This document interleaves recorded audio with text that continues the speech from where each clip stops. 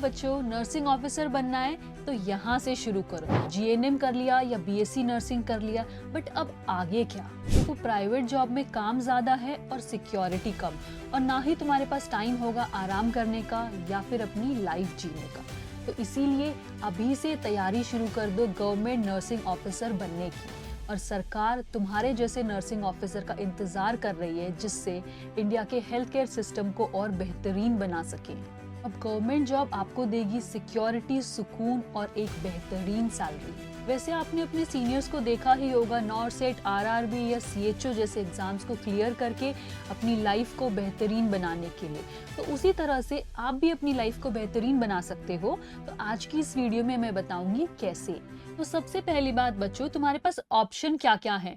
Freshers अक्सर यही गलती करते हैं, नॉर्सेट का नाम सुना और सीधा भाग लिए उसी की तरफ। दैट मीन्स कि नॉर्सेट की तरफ ही दौड़ पड़ते हैं, जबकि इंडिया में बहुत सारे ऐसे गवर्नमेंट नर्सिंग एग्जाम्स है जो क्रैक करके तुम नर्सिंग ऑफिसर बन सकते हो। जैसे कि हम देखें तो नॉर्सेट आपको एम्स तक लेके जाएगा, ठीक है। उसके बाद है ईएसआई यहाँ से भी जबरदस्त अपॉर्चुनिटीज हैं।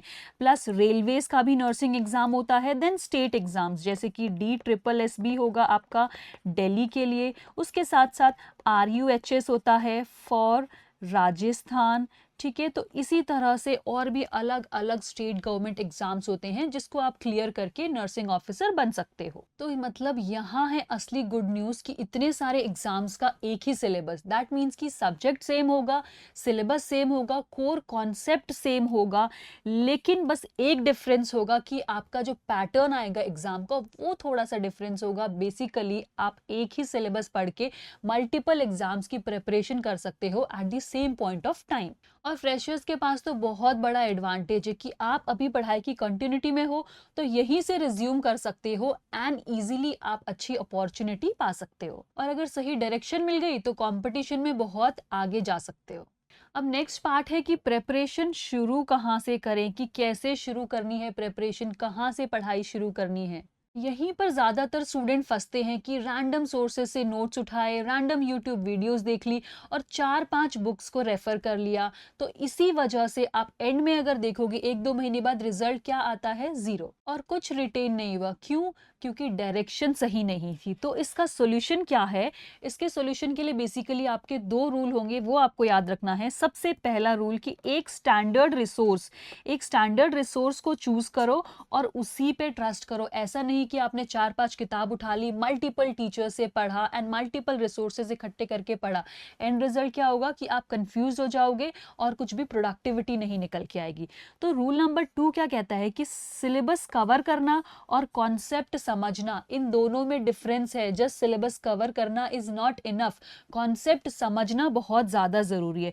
तो हर टॉपिक जो भी आप करते हो उस पर खुद से पूछो, क्योंकि देखो बेटा, अगर आप रट लोगे चीजें तो रट के क्वेश्चंस तो सॉल्व नहीं होंगे। क्योंकि नर्सिंग में ज्यादातर क्वेश्चंस कौन से आते हैं, सिनारियो बेस्ड आते हैं। आपको एक सिनारियो दिया जाएगा और उस सिनारियो में अगर आप प्रेजेंट हो वहां पे तो किस तरह से रिएक्ट करोगे, वो वाले क्वेश्चंस आते हैं। प्रायोरिटी बेस्ड क्वेश्चंस आते हैं कि क्या प्रायोरिटी आप सेलेक्ट करोगे। तो इसीलिए जस्ट सिलेबस कवर करना इज नॉट इनफ, उसको समझना, कंसेप्ट क्लैरिटी करना सबसे इंपॉर्टेंट चीज है।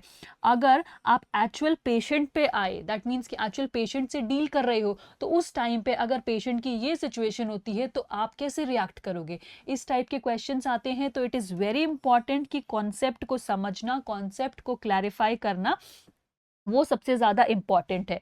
तो आप हर टॉपिक पढ़ते वक्त अपने आप से जरूर पूछना है कि अगर आप वहां पर होते और इस पेशेंट की ये कंडीशन होती तो आप कैसे रिएक्ट करते, ठीक है। अब नेक्स्ट आता है प्रायोरिटी, कि किस सब्जेक्ट को प्रायोरिटी दे। फ्रेशर्स के लिए सबसे डिफिकल्ट यही होता है कि कैसे सब्जेक्ट को प्रायोरिटाइज करें। तो सबसे पहली जो चीज आती है that is anatomy and physiology.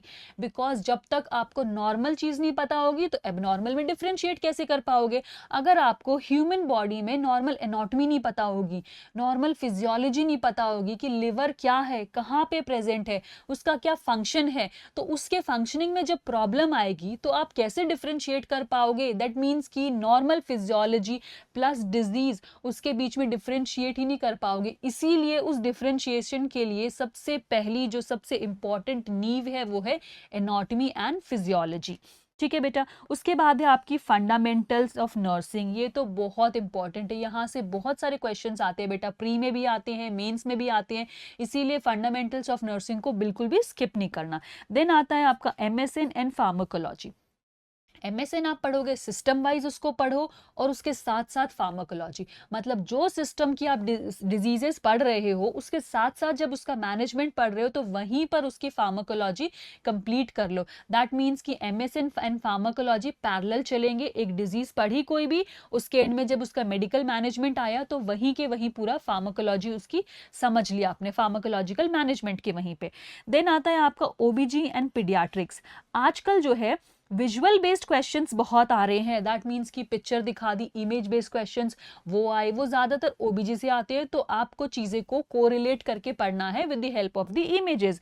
As well as paediatrics अगर आप पढ़ रहे हो तो पीडियाट्रिक्स में आपको पढ़ना है कंपैरिजन से, कि सेम डिजीज अगर अडल्ट में होती है तो क्या सिम्टम्स आएंगे, सेम डिजीज बच्चों में होती है तो क्या सिम्टम्स आएंगे, बच्चों का मैनेजमेंट कैसे जाएगा, अडल्ट में मैनेजमेंट कैसे जाएगा, तो उस तरह से आपको पढ़ना है कंपेयर करके, कंपैरिजन की हेल्प से।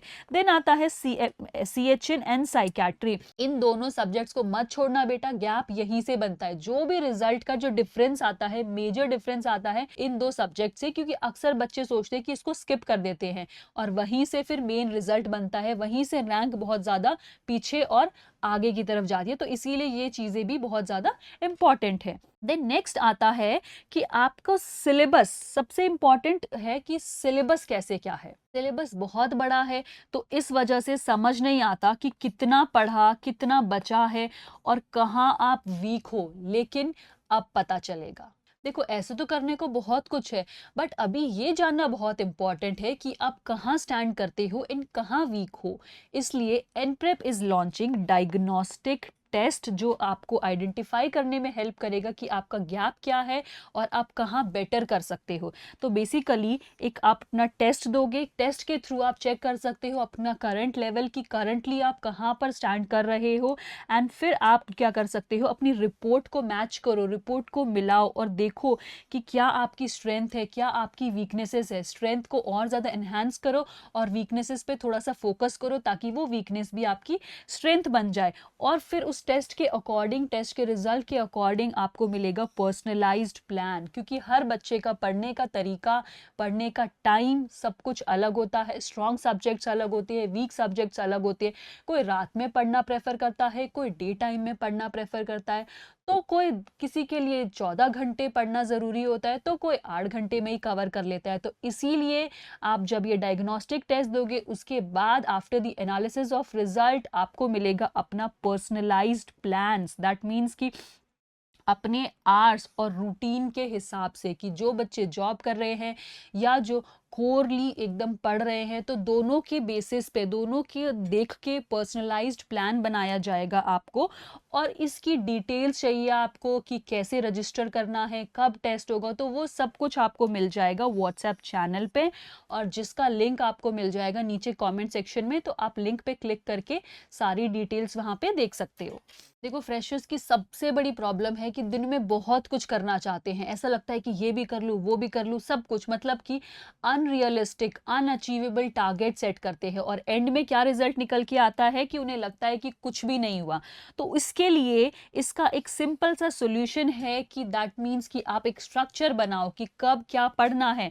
स्टार्ट करो सुबह थ्योरी, बिकॉज सुबह दिमाग फ्रेश होता है, कंसंट्रेशन पावर ज़्यादा होती है, तो सुबह जितना हो सके मैक्सिमम थ्योरी कवर करो। उसके बाद आता है दोपहर को, दोपहर वाले को सुबह के जो पढ़ा है थ्योरी उसके MCQs को सॉल्व करो। देन शाम को या फिर रात को क्या करना है, आपको रिवाइज करना है, जो जो आपने सुबह से पढ़ा है उस सब को आपको रिवाइज करना है और एक बार डिटेल में देखना है। समझ गए? 3 हिस्से में डिवाइड करना है अपना day, morning, afternoon and evening वाला टाइम। तो मॉर्निंग में क्या करोगे, मॉर्निंग में बहुत, क्योंकि कंसंट्रेशन होता है दिमाग का, बहुत अच्छे से हम उसमें दिमाग लगा सकते हैं चीज में, तो इसीलिए उस टाइम पे थ्योरी पे फोकस करो। देन आफ्टरनून में जो थ्योरी पढ़ी है उसके MCQ सॉल्व करो, और शाम को पूरे दिन में जितना भी पढ़ा है उसको अच्छे से रिवाइज करो। देन आ जाता है हमारा वीकेंड्स। वीकेंड्स पे क्या करें, तो बेसिकली संडे को आपको सिर्फ फुल मॉक टेस्ट लगाने हैं, पूरे मॉक टेस्ट एंड रिविजन। कैसा लाइट रिवीजन करो और साथ साथ पूरे मॉक टेस्ट लगाओ। तो ये आपका बहुत इंपॉर्टेंट है आपके लिए, ये सारी चीजें करो और कैसे, कंसिस्टेंटली। ठीक है, ये चीजें काफी हैं बट इसके लिए कंसिस्टेंट होना बहुत जरूरी है। विद कंसिस्टेंसी ये सारी चीजें करो। नेक्स्ट आता है रिवीजन।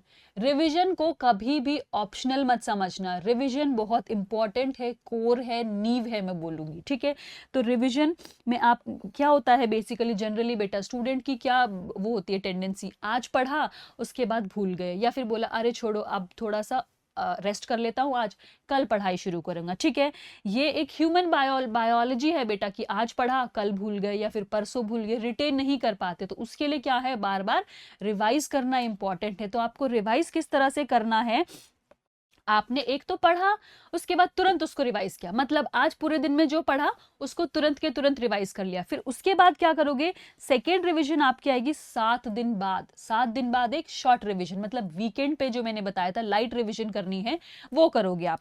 उसके बाद आता है कि 30 दिन बाद।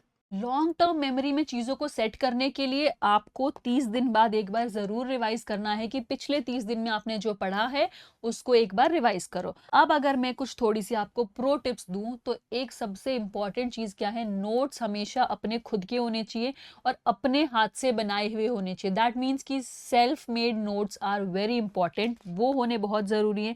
देन निमोनिक्स बनाओ, कुछ चीजें भूल जाते हो तो उसके निमोनिक्स बना के उसको याद रखो, इससे क्या है लॉन्ग टर्म मेमोरी में रिटेन रहती हैं चीजें। देन जो रिपीटेड टॉपिक्स है कि बार बार जो आ रहे हैं उसको सामने लिख के चिपका लो, स्टिकी नोट्स पे लिखो, अपने सामने चिपकाओ। जब भी आप उससे आगे पीछे घूम रहे हो आपके सामने आ रहा है ये वो चीजें, तो उसको तभी के तभी रिवाइज कर लो। 5-7 बार उसको रिवाइज करो तो उसके बाद वो आपकी लॉन्ग टर्म मेमोरी में रिटेन हो जाएंगी वो स्पेसिफिक चीजें। तो अब बेटा दो चीजें हैं जो मेन गेम बदल देती है, दैट मीन्स कि गेम चेंजर क्या है, एक तो एमसीक्यू प्रैक्टिस। एमसीक्यू प्रैक्टिस अभी से शुरू करो। अक्सर जो फ्रेशर्स होते हैं वो ये गलती करते हैं कि पहले सारा सिलेबस कवर कर लेते हैं फिर एमसीक्यू प्रैक्टिस करेंगे, बट नहीं, जो टॉपिक पढ़ा उसका एमसीक्यू उसके साथ साथ सॉल्व किया। दैट मीन्स कि एमसीक्यू प्रैक्टिस की आदत डालो। ये गलती कभी मत करना कि पूरा सिलेबस कंप्लीट कर लिया और फिर बाद में एमसीक्यू पे जंप किया। ठीक है, फर्स्ट थिंग। सेकेंड चीज क्या होगी, टेस्ट एनालिसिस। कभी भी टेस्ट देने के बाद उसको छोड़ना नहीं है, एनालाइज करना है बेटा कि क्या गलती है, क्या बार बार रिपीटेडली में कौन सी गलती कर रहा हूं, क्या टॉपिक है जो मुझे नहीं समझ आ रहा है, इस स्पेसिफिक टॉपिक से ही मेरे क्वेश्चंस क्यों गलत जा रहे हैं। वो चीजें देखो, समझे कि क्या गलती हो रही है, कौन से टॉपिक से गलती हो रही है, कहां से बार बार रिपीटेडली गलतियां हो रही हैं। ये दो चीजें आइडेंटिफाई करनी बहुत जरूरी है। देन है प्रोक्रेस्टिनेशन से बचना है, बहुत इंपॉर्टेंट। बच्चे क्या बोलते हैं, अरे कल से शुरू करूंगा, मंडे से शुरू करूंगा, नेक्स्ट वीक से पढ़ना शुरू करूंगा। नहीं, अभी से पढ़ाई शुरू करो। अगर आप हजारों बच्चों के साथ, लाखों बच्चों के साथ कंपटीशन कर रहे हो तो अगर आपने एक दिन भी स्किप कर दिया तो आप एक हफ्ते पीछे चले जाओगे। इसीलिए आज से और अभी से ही अपनी पढ़ाई को शुरू करो। तो फ्रेशर्स याद रखो, डायग्नोस्टिक टेस्ट जल्द ही शुरू होने वाले हैं, इसलिए जुड़ जाओ व्हाट्सएप से ताकि आपको आपका लेवल पता चल सके और मिल सके आपको अपना पर्सनलाइज्ड प्लान। तब तक के लिए ऑल द बेस्ट, एनप्रेप तुम्हारे साथ है। Thank you.